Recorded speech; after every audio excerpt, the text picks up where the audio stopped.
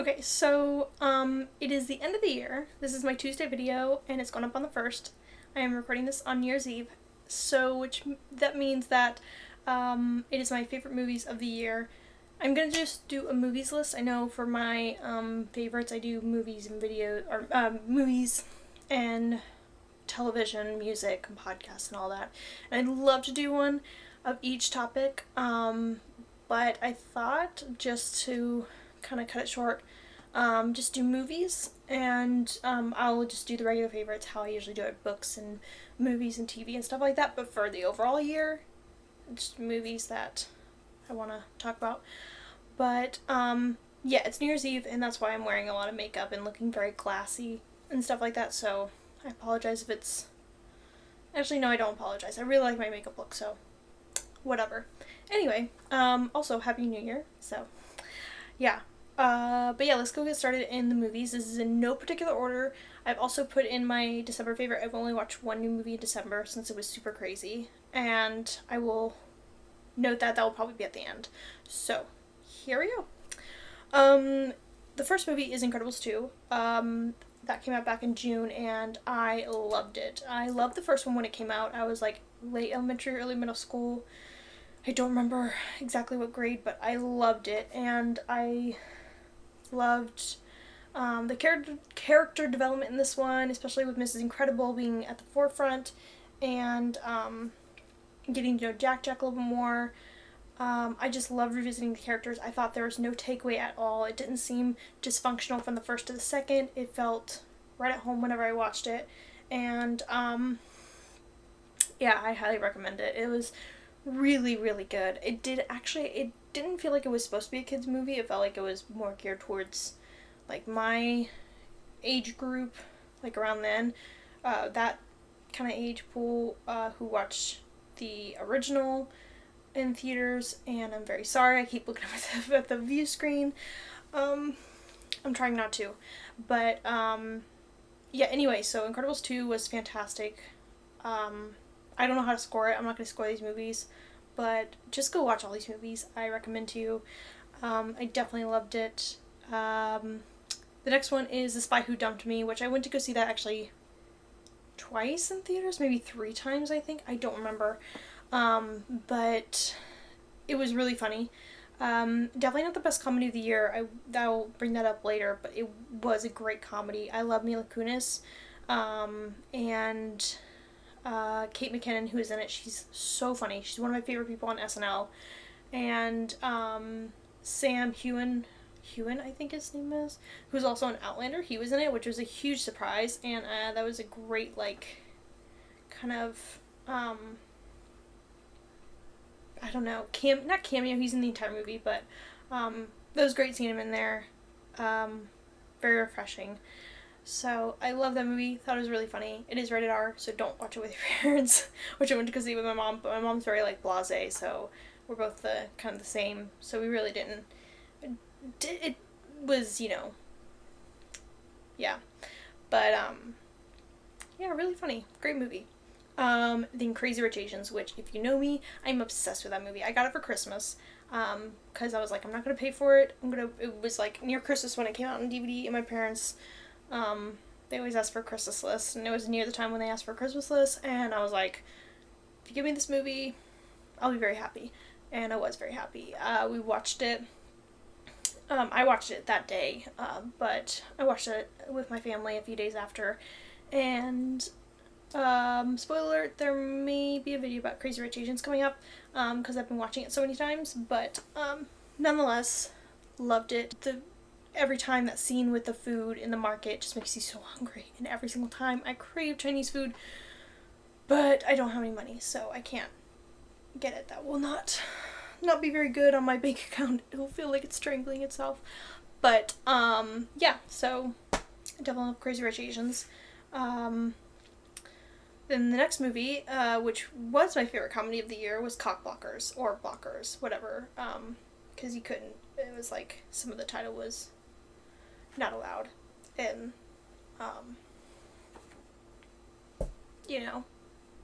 they just couldn't say some of the title on. You know what, I don't know where my words are going, and I'm very sorry, but let's keep going. Anyway, The movie was so funny. I went to go see it with my sister and two of my friends, and unfortunately we got there a little late, so we had to sit in the front row, which I do not recommend.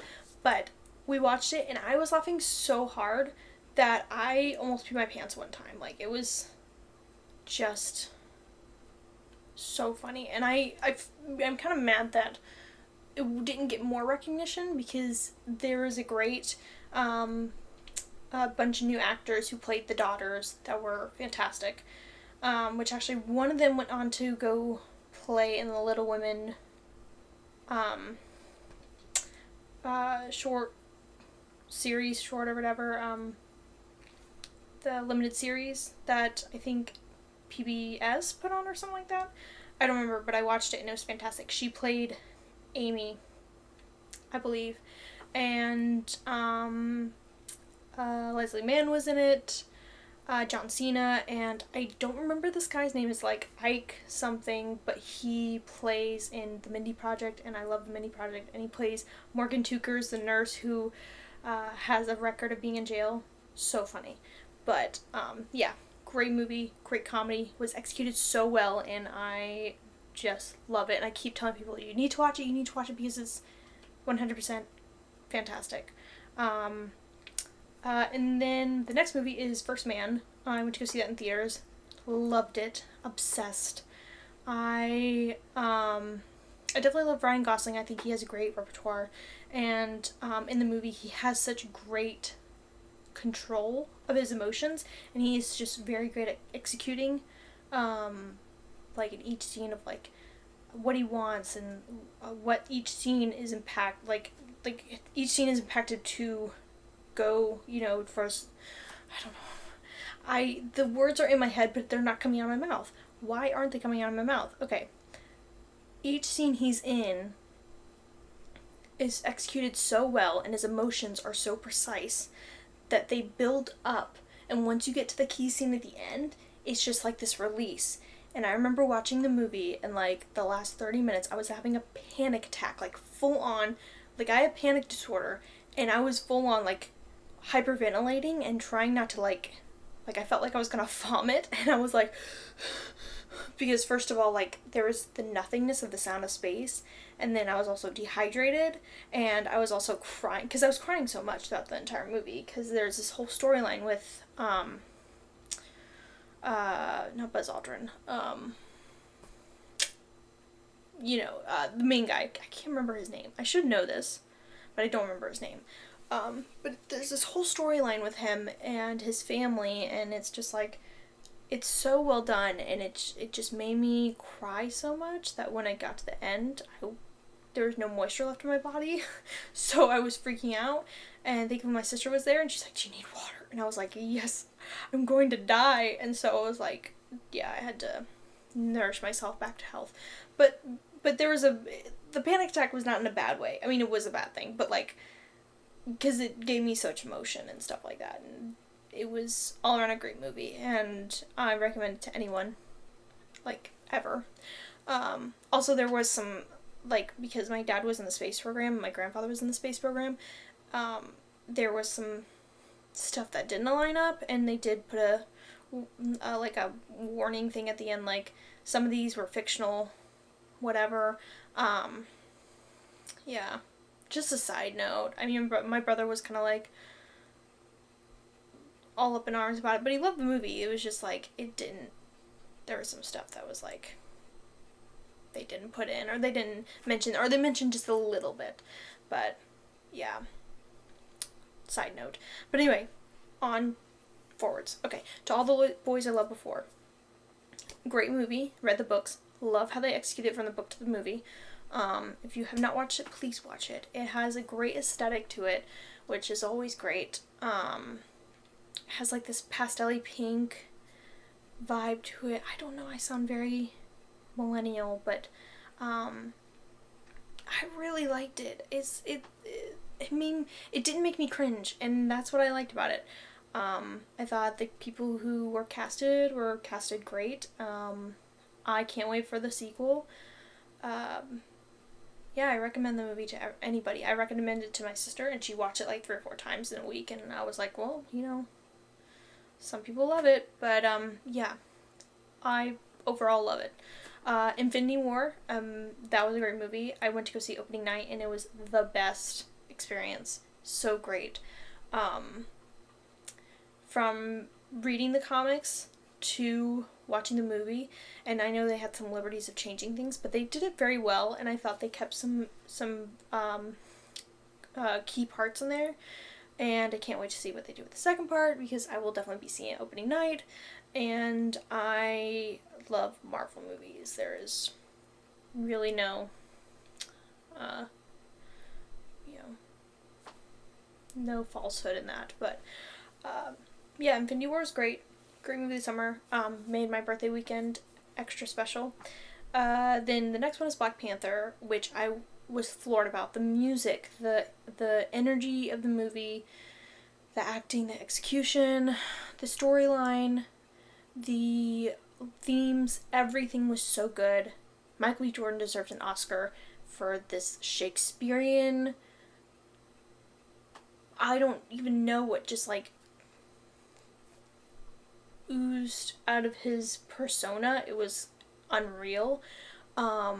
He deserves all the awards, especially for like his last 5 minutes were fantastic. Made me sob. Yeah, all around great movie. Very excited that it has been nominated for Golden Globes. Cannot wait to watch the Golden Globes for Black Panther and for Crazy Rich Asians. Love that. Oh, and music and Black Panther is fantastic. I am still listening to the soundtrack to this day. It is part of my workout playlist, so. A Quiet Place. I would never call myself a horror or thriller, sommelier. Connoisseur. Never call myself that before. Sommelier is for wine, but whatever. Ever since Get Out, I have been obsessed with watching more and more horror or thriller movies, and A Quiet Place was one of them. I absolutely loved it. No words. It's a fun joke, but really no words, because this movie was fantastic. And I got my sister to watch it, and she was a little upset that I made her watch it, because she got really upset towards the end with the key scene that you can kind of guess what it is, but anyway, we'll move on. Annihilation. I am still obsessed with this movie. I can't wait, because I just heard it comes on Hulu, like in January, like beginning of January, and I loved it so much. I always enjoy science fiction, specifically science fiction that really isn't based on anything. Like, I love Star Wars. Like, I love Star Wars. I will talk to you about it any day. But when I see a science fiction movie, like Ex Machina, who was also directed by Alex Garland, I love that because it didn't have any, I didn't have any prior expectations to it. And when I watched Annihilation, I didn't have any expectations, but I was blown out of the water because it had some of the most beautiful, grotesque imagery in there that added to the story. Like, it wasn't like a, oh, I wish they would have put it in there. Like, it was, it was like the movie itself was kind of like what was the Shimmer in the end, where it was this like beautiful masterpiece of some sort that you're just like entranced by. I don't have any words for it, but I went to go see it, and I made the mistake of taking my sister, and she was really like unsure about the movie, so I'm very sorry, Lydia. I did not mean to take you to go see that movie, but thank you for coming with me anyway. But yeah, great movie. I love Natalie Portman. I'll see anything she's in because she's always really good. Doesn't matter what it is. So I keep fixing my makeup throughout this video, and I'm very sorry if that kind of bothers people, but like, I just did my makeup, and I don't know if it's like for sure like perfect, so just bear with me. Okay, next one, Mission Impossible Fallout. I did not see it when it first came out, and I'm very mad because I was going to wait for my dad. Because my dad was the one who introduced me to the movies way back when I was like 3 years old and way too young to be watching a PG-13 movie where people rip off their faces to have other faces underneath. But I remember the movie very well, and I remember the showing very well. And my dad rented it from Blockbuster, I believe. He rented it from Blockbuster or some kind of movie rental place back in the 90s. But yeah, we watched that movie and loved it ever since. Been watching the movies ever since. And when I went to go see this, I actually went to go see it by myself, and I was in awe. I was like, this has got to be the best Mission Impossible movie. And I keep saying that with every single Mission Impossible movie that comes out, but this one really was, because the dialogue was fantastic. Christopher McQuarrie is a genius. He just knows how to make a good action scene, or action movie in general. And I gotta say, I absolutely adore this movie, and it's probably one of my top fives of the year. So yeah, moving on. Next is Solo. I know that's probably not on a lot of people's movie lists, but I absolutely love Solo. The reason why is because Ron Howard directed it, and I'm a big fan of Ron Howard. I like how he has this old school kind of vibe to his directing. He definitely learned from a lot of these directors like Steven Spielberg and George Lucas. He actually was in a George Lucas film. Okay, so my audio feed cut out, and all I had was just like the video, but basically what I said was I enjoyed Ron Howard's take on Solo, and I enjoyed that he had that fresh, like, old school director vibe to it instead of like having someone new and younger kind of come to it. That was basically what I said, and I was saying that he was in a George Lucas film, American Graffiti, which if you haven't seen it, please see it. It's really good. Highly recommend. Harrison Ford is also in it, so you want to catch that. But it's prior to Star Wars, about 5 years, maybe 4 years, something like that. But that's really all I said. I'm very sorry that it cut out, but it did. So back to you. Space Western, and I enjoy that very much. It didn't try and be something. I mean, I love Rogue One, and I love how gritty it was, and that's the right tone for the movie. But this was definitely the right tone for the movie, and I enjoyed it. I don't think I could imagine doing anything different with this movie. Yeah. And I definitely loved that turn at the end. I freaked out. Me and my sister were like, that was the best ending of a spin-off Star Wars. But, well, the Darth Vader thing was really awesome. But, I mean, like, as in we didn't know what was coming, kind of. Like, we didn't know this character was coming. Yeah. Loved it.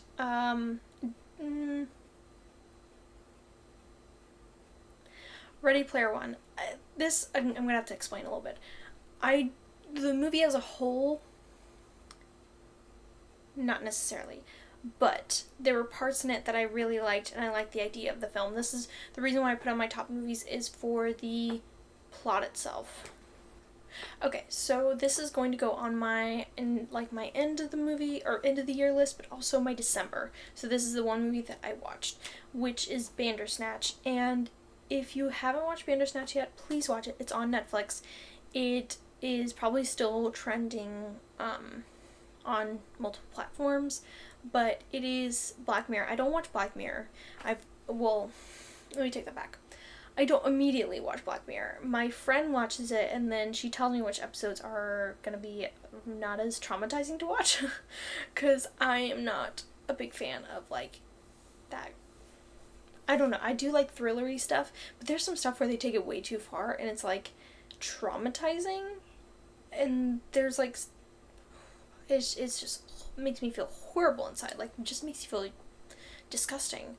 But Bandersnatch was really good. The reason why I watched it is because it was like a choice thing, and I was like, oh, that'll be fun. And then I got really into it, and I felt a little disgusting at the end because of the things, how the story progresses and stuff like that. But overall, I really like the movie. I love the actors in there. Like, I was like, this is a great group of actors. The entire, like, the movie was super meta, and I enjoyed it. That to say, I'm not always a big fan of meta, because it just takes me out of the movie, and it takes me out of the story, but this really, it needed it, and there were some choices in there. There was one choice that I'm sure if you watched it, you would know exactly what I'm talking about, where it was, like, taken out of the movie, and you're like, what? Like, it was, like, yeah. Fantastic movie. I watched that, like, literally 2 days ago, and I still love it. I kind of want to go back again because I didn't do all the choices, but, and I want to go back because I watched a video where it showed me all the choices, and I kind of want to do it for myself, like how you watch a cheat sheet of a video game and you go back to say you did it. Yeah, so I absolutely enjoyed that movie, and that's a lot for me to say for a Black Mirror production, but yeah, if you are not easily not freaked out but disgusted at stuff, or you know, whatever, I absolutely recommend Black Mirror. Yeah, it was a fun movie. Also forgot to put on my December favorites list, and my 2018 favorites list is Bird Box. I literally watched that after I filmed this, and I should have watched it beforehand and put it on there, but I didn't know I was going to watch it. Fantastic. I had to close my eyes for a good bit of it, because I am very easily scared. Not easily scared, but just, it was quite gory, like, for me. But then again, I watched Game of Thrones, so I don't know. I just didn't like it. Like, oh my goodness. But it was really good. Highly recommend. Watch it with other people. Don't watch it alone. And then I completely forgot to put on my 2018 favorites list, Paddington 2. I literally love that movie, and I just, like, it just went, I don't even know. It didn't even go on my list for some reason. But Paddington 2, if you've watched it, you know exactly what I mean. And if you've not, watch it. Okay, you're missing out on so much. Okay, that's it. Bye. Definitely had a lot of favorites this month. If you want to hear about my TV favorites, let me know. Or my book favorites, which was very slim, but I will still put them in because I enjoy reading a lot. I also will have a lot to watch and read this coming year because I'm no longer in school and I'll be working, so I'll have a lot more free time. And if you want me to talk about anything else on the channel, I am more than happy to do that. If you've watched this far in the video, thank you very much. Please like this video if you liked it, and subscribe if you want to see more of me. There'll